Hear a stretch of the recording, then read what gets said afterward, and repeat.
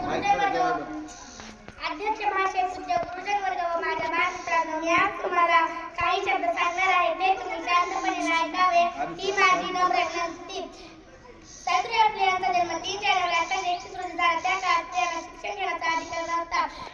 त्या काळात स्त्रियांना शिक्षण देण्याचे कार्य सावित्रीबाई फुले यांनी केले. सावित्रीबाईंनी महाराष्ट्रातील पहिली शाळा सुरू केली. त्या जवळ मुलींना शिकवण्यासाठी जात तेव्हा लोक त्यांना वाटेत अडवून वेडे वाकडे बोलत, तरीही त्यांनी शिकवण्याचे कार्य सोडले नाही. धन्य तू सावित्री, धन्य तुझा त्याग, धन्य तू सावित्री, धन्य तुझा त्याग, धन्य तुझ्या वेदनेची आज भरली बाग.